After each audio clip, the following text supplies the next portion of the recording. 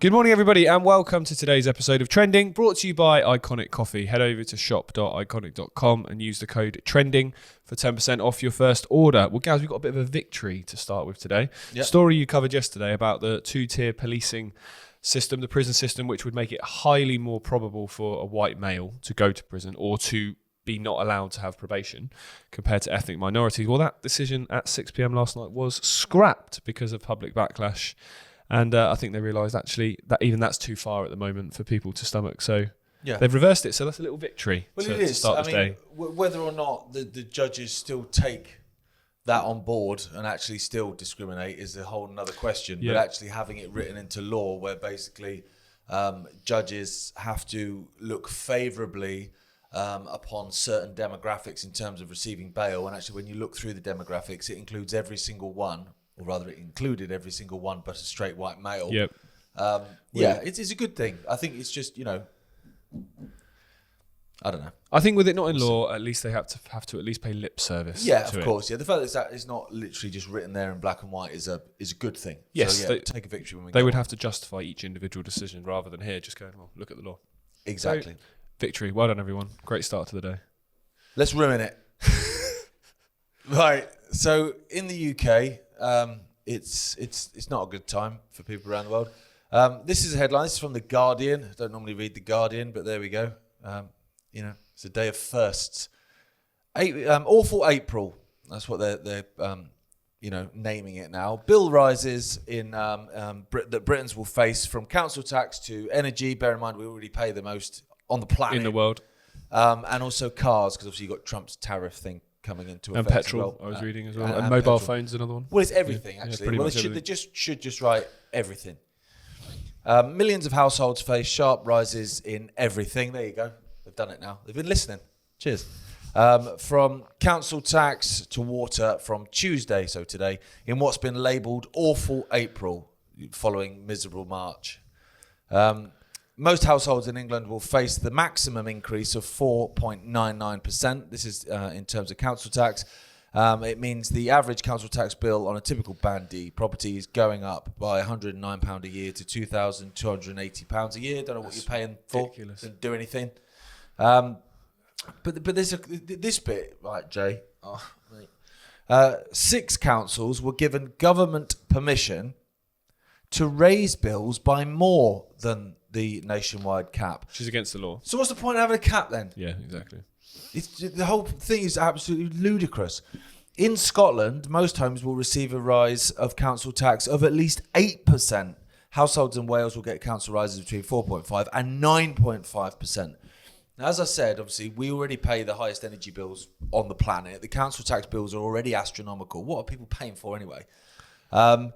Your cost of living's been skyrocketing basically, during Rona and then since Rona. They blamed Putin for that, but they didn't really get that. It's also the cost of not dying, not cost of living. Really. Exactly. And also what this particular government have done, because I'm not giving the Tories a free pass, they're just as bad, but is they've added a national insurance payment that employers now have to pay. Yep. So they've increased that. Well, what do employers do? What do businesses do? They pass that on to you, the customer, obviously. Yep.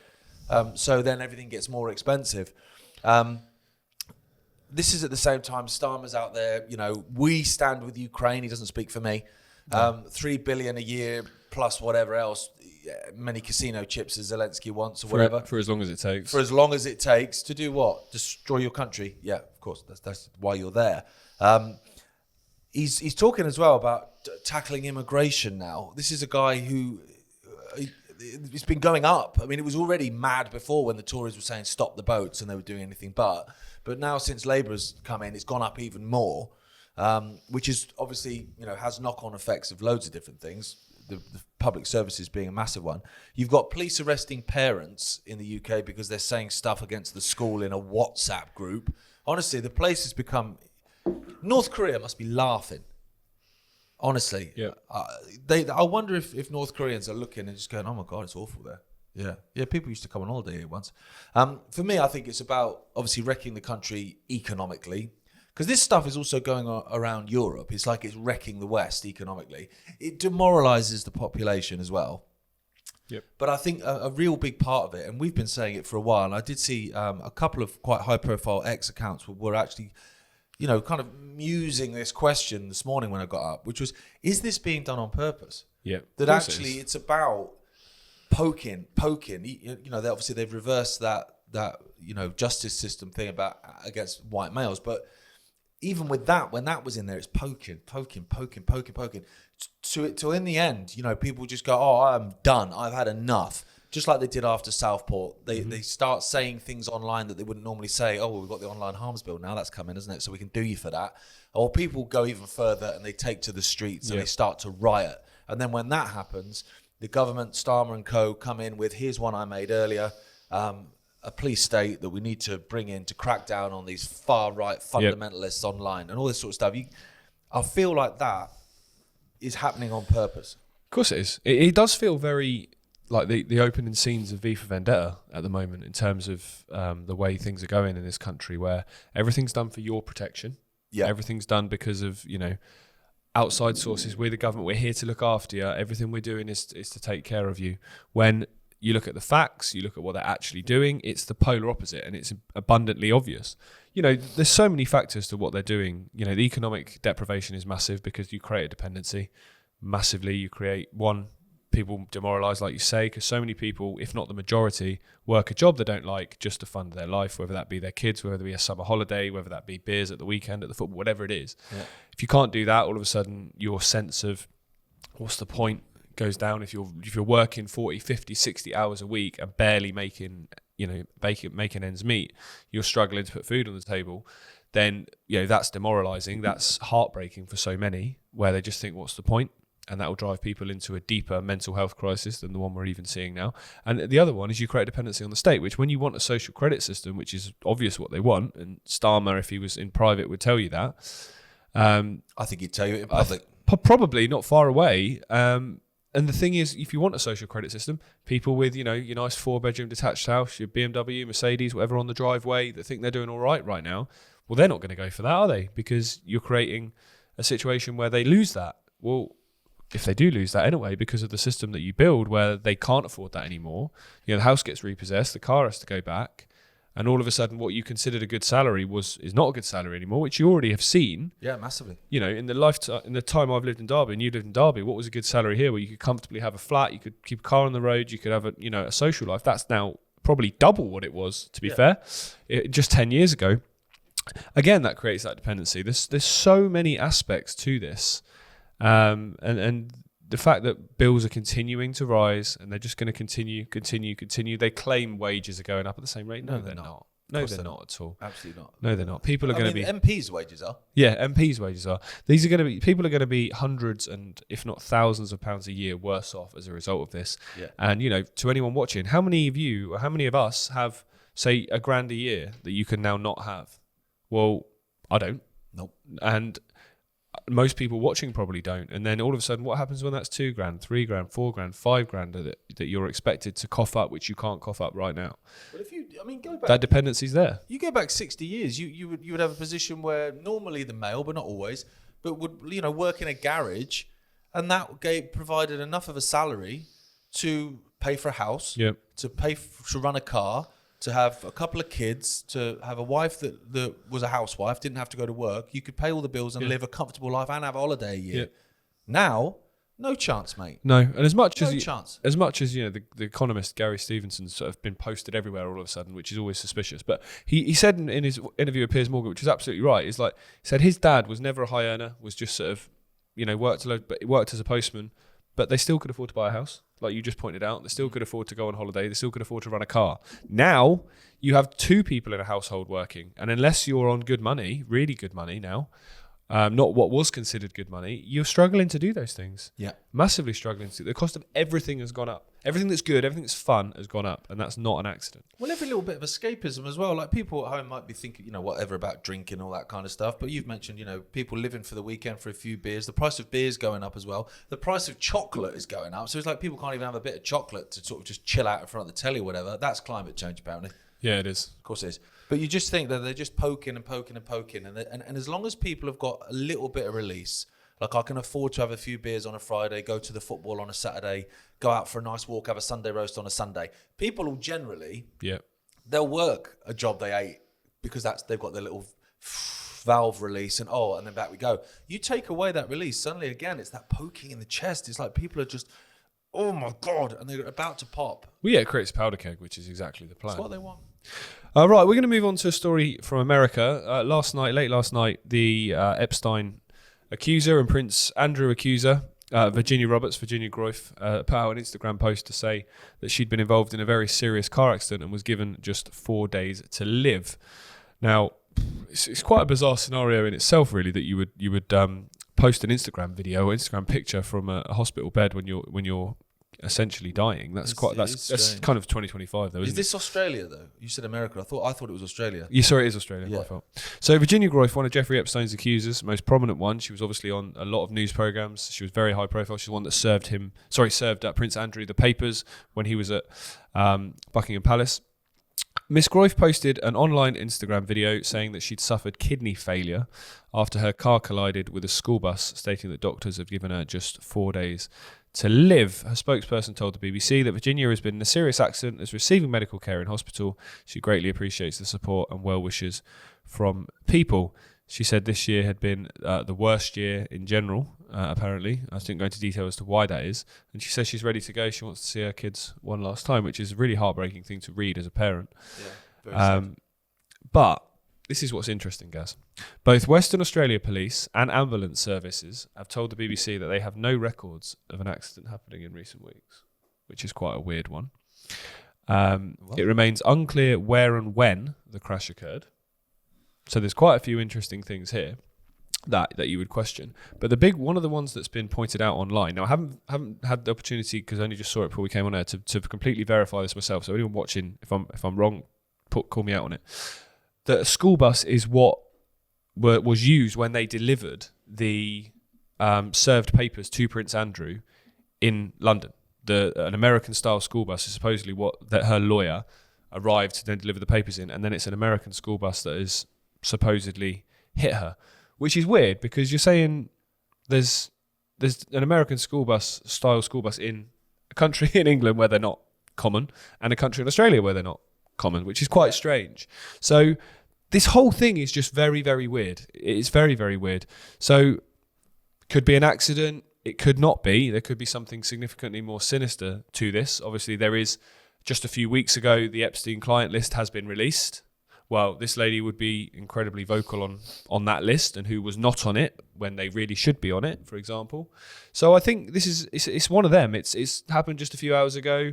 We don't jump to conclusions here and make statements that we can't then back up and look stupid in a few days here at Iconic. That's not what we do, like some. But there's definitely questions to be answered. Just that scenario in general where it's talking about this video's gone out, but there's not any evidence supposedly of that coming from the police or ambulance service. It's just very strange. It's one of them. There's a lot of red flags that this requires more investigation, and more will come out, I'm sure, in the next day or so. But it's very, very strange. Yeah, I can't find any evidence of the bus to serve papers. It was just a few X accounts I saw it on, so that's why I'm not saying it's definite, but I'm just saying it's an interesting thing to look at. Yeah, but if you can find evidence of that, I've literally been looking for 30 seconds, so you may well find it. But it is very sad. The situation of them not knowing that there was an accident or there's been no... That's strange, isn't it?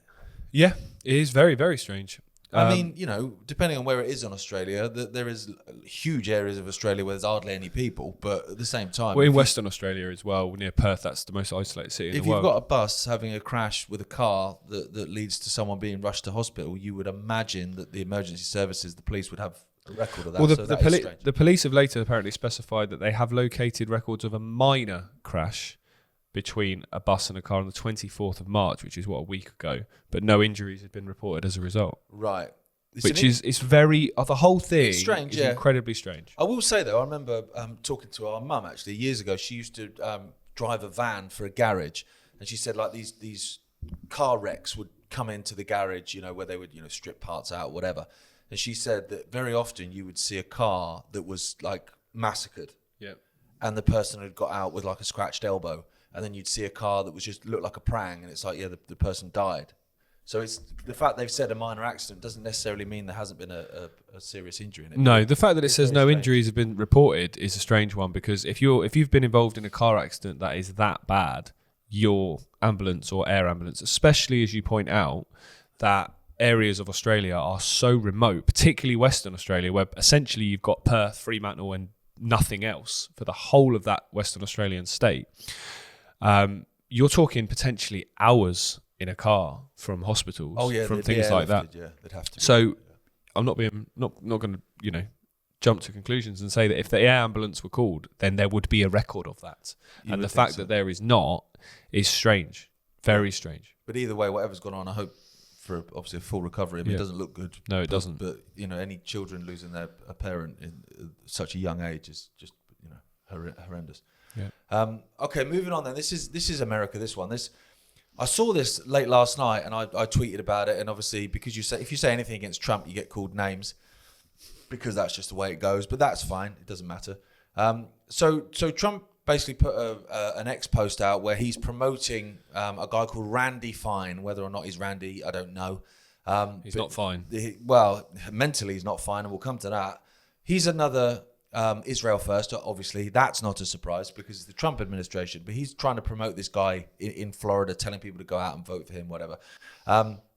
So Trump starts the post with the fact that Randy Fine is an America firster. Yeah, wow, I can get on board with that. That's fine. The guy's got an Israel flag in his office. He's just got an Israel flag behind him in his office. What country do you work for, mate? That's not a surprise, like I said. Now, this is a guy that you look back through and say, okay, so he promoted the COVID jabs. Okay, we shouldn't be shocked by that. So did Trump. He promoted masking and masks in school for kids and stuff like that. So, at best an idiot. So I looked a little bit further into him because I'd seen a few people talking about his stance, particularly on Israel-Palestine. Now, some people will watch this and go, well, why is it relevant? Israel-Palestine is supposed to be American first. One, I'll say it was because he's got an Israel flag behind him in his office, for one. But the other thing is, when I tell you his comments and things he's said and the way he's acted, that shows him to be a freaking psychopath. And that is a problem. In 2018, Fine demanded that venues in Miami and Tampa cancel scheduled concerts for the New Zealand singer Lorde because she'd previously cancelled a concert in Israel. He urged, people to cancel these gigs basically because it would be against anti-BDS laws if they didn't. Because believe it or not, folks, there are laws in place in most US states that make boycotting Israel illegal. Yep. Let that sink in. The venues went ahead and put the shows on anyway. So fair play to them. Well done. In April 2019, Fine called a guy called Paul Halpern. Now, this is in relation to these concerts, these Lorde concerts.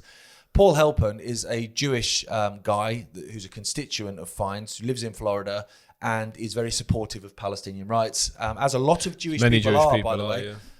Never hear from them, though, do you? Well, they get attacked more than anyone else, to be fair. They're self-hating, aren't they, apparently? In April 2019, Randy Fine called Paul Halpern, a Jewish constituent of his, a Judenat, right? What the hell is that? Well, it was a term that was coined during the Second World War for Jewish people that colluded with the Nazis to basically rob the belongings of other Jewish people. So if you're a Jewish person, as Paul is, to be called that would be the worst thing, which is obviously why he said it. So again, nice guy. On October the 10th, 2023, Fine arranged for regards from Randy Fine to be written on an artillery shell to be fired on Gaza. Is there anything more psychopathic than writing your name on a bomb that's going to get dropped on people? Not uncommon, though, is it? Not That's amongst the these sad psychopaths, thing, no. It's not. He then arranged to have 2 more shells with his name on it. He stated that there was no such thing as an innocent Palestinian civilian. Oh, so there's dead toddlers then? No? Okay. He called them demons that live on earth and they deserve death. This guy belongs in a padded cell, mate. Not in politics. Belongs somewhere. Randy was sent a picture I actually saw this. He was sent he'd said all these diatribes basically, and someone posted a picture of a dead Palestinian child being pulled out the rubble. I say child, it's a baby. And basically asked the question, how do you sleep at night? It's a good question. How do you sleep at night, Randy? He replied, just fine, thanks. Cheers for the pick. I actually don't have any words, mate. This is who Trump is wanting you to vote for. It's good guy. But I shouldn't say anything against Trump. Because he's amazing. I actually don't have any words on this. But actually, my biggest takeaway of this was not that he's promoting a psycho, because Trump's a psycho. He's a gangster and a fraud. And I'll keep saying it no matter how much it winds you up. The biggest takeaway for me was Trump's language in his post. He goes on about how great Randy is. And obviously we've looked at Randy and we've seen how great he is. He said that Randy will advance, wait for it, in block capitals too, peace through strength. Now, where have I heard that before? Oh yeah, Keir Starmer's using that terminology. So was Macron. So Zelensky. These so-called enemies are all using this same language, peace through strength, which actually goes all the way back to ancient Rome, that terminology, and you can read as much as you want into that. And it just goes to show it's that 3-word thing again, peace through strength, build back better, the new normal. The Great Reset. The Great Reset. Each one of these people, they must just be handed the script and they parrot it. And it's like a calling card of like, on the face of it, we're arguing, we're having our silly little scripted rows in the White House with Zelensky and all that sort of stuff. But then actually, then there's the peace through strength. There's the calling card. Yeah, okay, I'm on your team. It's, honestly, that Randy guy, wow. That's psychopathic. I don't really have any words to describe an absolutely abhorrent character like that. Just, that guy belongs nowhere near anything of any power or influence. He belongs in a locked room with the key chucked away with a psychopathic brain like that. But one thing I think that's interesting is I saw yesterday, Candace Owens made a video where she talked about the fact the MAGA movement's been infiltrated. Hugely. Well, has it been infiltrated? Or as in there's a MAGA movement of people within America that want America first, that are unhappy with what's happened previously. The grassroots movement, that's probably very genuine. Although they're starting to get, some are doubling down, but some are starting to look and go, what the hell have we signed up for here? But in terms of the MAGA movement at the top, which is obviously Trump as the poster boy. Oh yeah, he knows followed what he's by doing. Elon, followed by lots of characters. What her video is essentially insinuating is that characters, I don't know whether this guy would probably be included in that from her perspective, have kind of been put around Trump to deter him away from the path he would have chosen and he would have taken the country had it been left down to him, which is the MAGA one. Well, that's complete BS. That's not true at all, because one, Trump's appointing all these people, apparently, if you believe he's the one in positions of power. Secondly, you've only got to look at what he said himself. Yeah. It's not like these people are all saying something and then Trump's saying things that conflict with that, and you can see that he's got a gun to his head or something like that. It's clear that he's Israel first as it comes. He made a video, was it yesterday or the day before, saying I'm the most pro-Israeli president there's ever been and ever will be. How's that a badge of honor? He said it for a long. He said it for a long time. How's that a badge of honor when you're surrounding yourself with people like this? What position is he in Florida? He's not going for governor, is he? Oh God, no, you got me. I think he's going for the Senate. Right. Okay. So again, a position of massive influence, and as we've seen when Netanyahu comes over, the Congress and the Senate stand to applaud or stand in, absolute. How many ovations did they give Netanyahu? Well, Trump pulls his seat out for him. Honestly, it's disgusting. It's absolutely disgusting. And even the most vehement, grassroots MAGA movement that want to believe still that Trump is their guy must look at things like this and go, hang on a minute. Well, yeah. I mean, when you say, hang on a minute, has it been co-opted? I think there's a lot of that. I think the ones at the top, they know exactly what they're doing all day long. Yeah. I think then what you've got probably a grassroots, as you say, that's genuine, that wants America first and all that kind of stuff, which I don't have a problem with. I think if every nation looked after its own people first, that's fine. That's a good thing. Yeah, 100%. But then there's that little bit that goes in between the two, and what that bit in between the two has been filled by is this fake alternative media. Yep, has it overwhelmingly. Which has made excuses and been financially rewarded very much for it, made excuses for Trump from the beginning. But I think it's interesting you say about the fact that people are starting to wake up to it. For me, when I was saying things against Biden when he was in office, when I was saying things against Harris when she was running for president, all that sort of stuff, I got no vitriol. I got no abuse. I got nothing. You say stuff about Trump, honestly, it's ridiculous and it's constant. And it's just like F off and all this kind of stuff. What are you doing commenting? Your country's a Islamified hellhole. You're a cuck and all this kind of stuff. It's all very much abuse. It's not particularly constructive and they're not arguing the point. No, it's not particularly, but good arguments. They get angry and I'm looking at that and I'm thinking, if Trump was winning and you were genuinely winning, you'd look at me and my comments and you'd go, idiot. And you get on with your life. The fact that you're so enraged by it is because I think deep down... You know it. You just don't want to know. You're starting to have your doubts as well, mate. Well, was it Margaret Thatcher that said if they attack you personally, it means they've got no political argument? And that's the case. When you're getting called a shill or a cuck or black-pilled or whatever, it's because they can't actually argue the point. Because if someone makes a statement and the statement is ridiculous, false, easily refutable, you argue the point. Yeah. You don't have a go at somebody personally because, if you do that, you're not winning an argument. You're just having a go at them. To be honest, personal attacks for me is just a sign you've lost the argument. It's a complete sign you've lost the argument. Yeah, it's when you start name calling, it's because you can't defend the indefensible. You can't defend the fact that Trump is there promoting someone like this who sat with an Israel flag behind him in his office in America. If you're a genuine America firster, you can't circle that square because he's clearly not an America firster. And then you look at obviously all the psychopathic stuff about, no innocent civilians and all this sort of shit. That's just nutcase. But then what you also can't argue is the fact that Trump is block capital using the same terminology, peace through strength, as everyone else. Yeah. So what you do then is you call me a dickhead. There you go. And that's fine. We've called a lot worse. All you got to look at with Trump and the whole regime is if you look at the agenda of the cult dating back to, the 90s, what their plan was for the next period of time, their end goal. What of it has stopped under Trump? What of it has changed under Trump? What of it has been reversed under Trump? Absolutely nothing.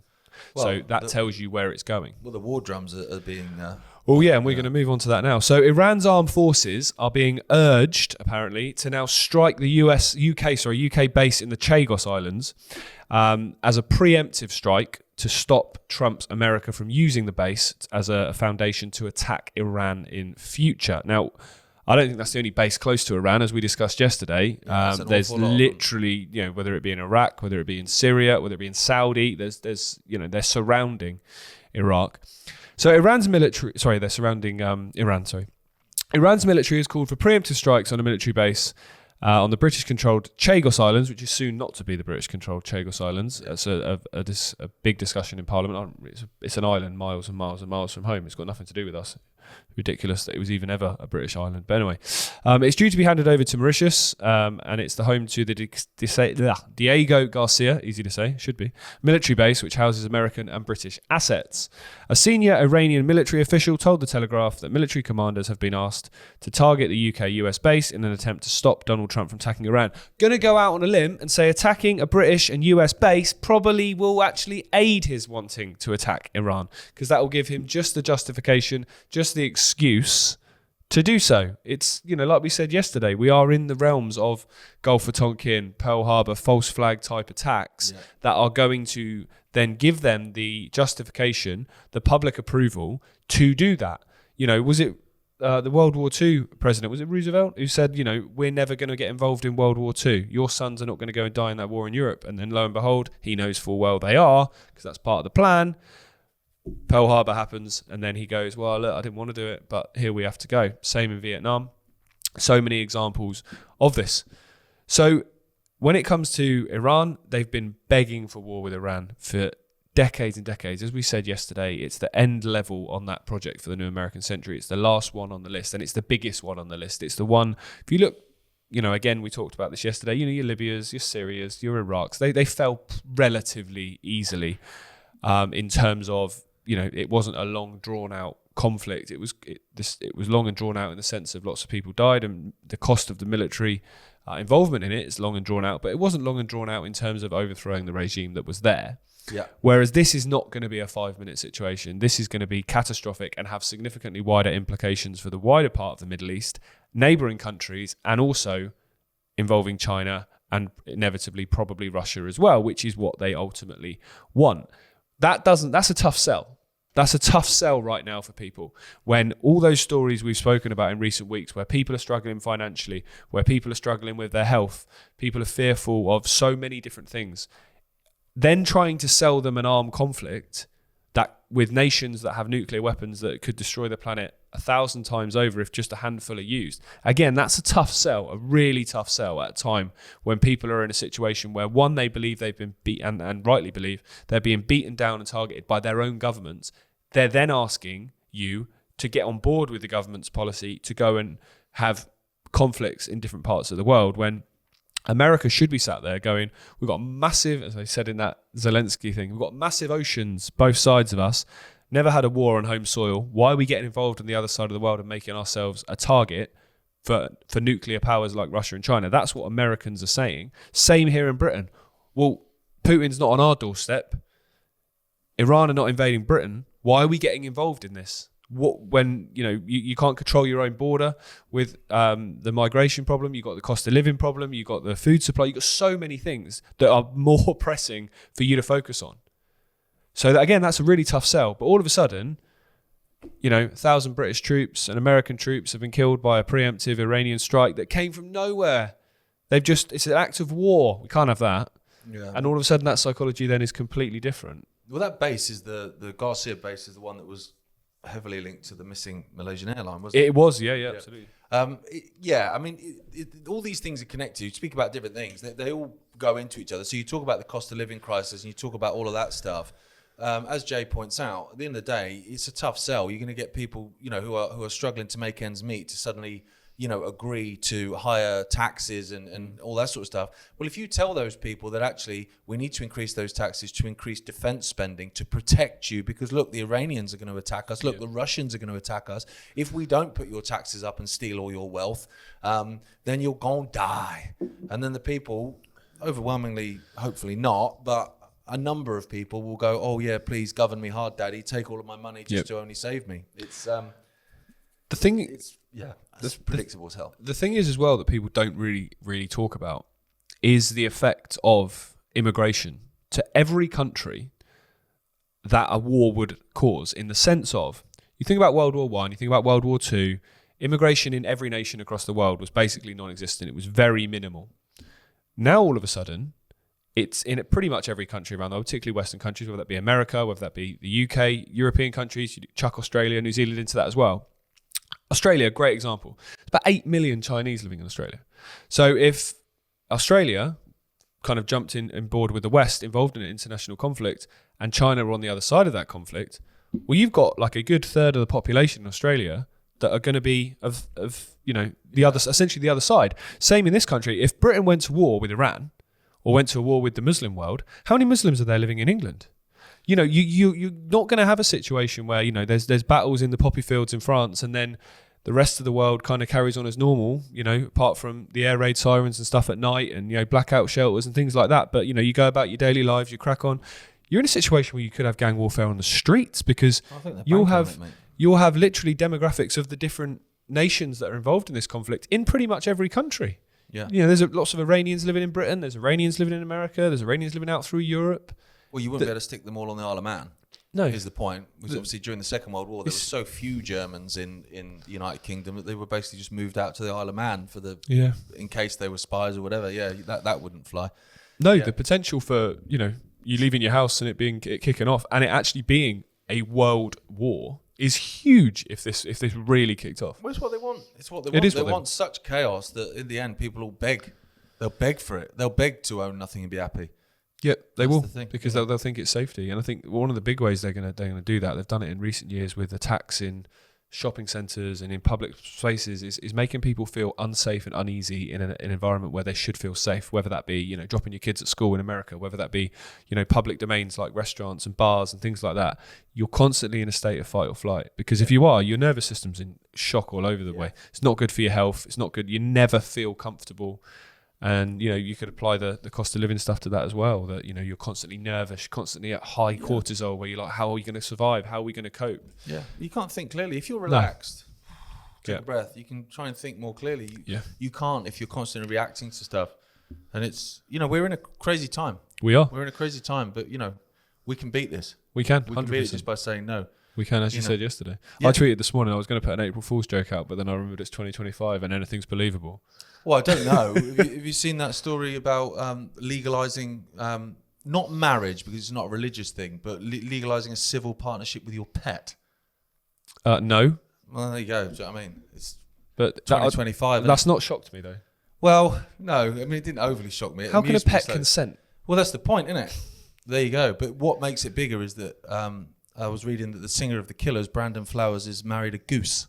Well, sorry, civil partnership to Goose. So I don't know if they've got a new album out, and that's the whole point of getting the promotion. I don't know. But there you go. Weird times. Right. I'm definitely going to Google that in a minute. I don't believe that for a second. Look at your face. Thank you very much for tuning in with us this morning, everybody. That's today's episode of Trending. Gaz will be back tomorrow morning with Richard, and I'll be back on Friday. Until then, have a great day. And coffee, yeah. Get the plug the coffee. head over to shop.iconic.com. Use the code Trending. You get 10% off. Bye for now. Rodney, you plonker.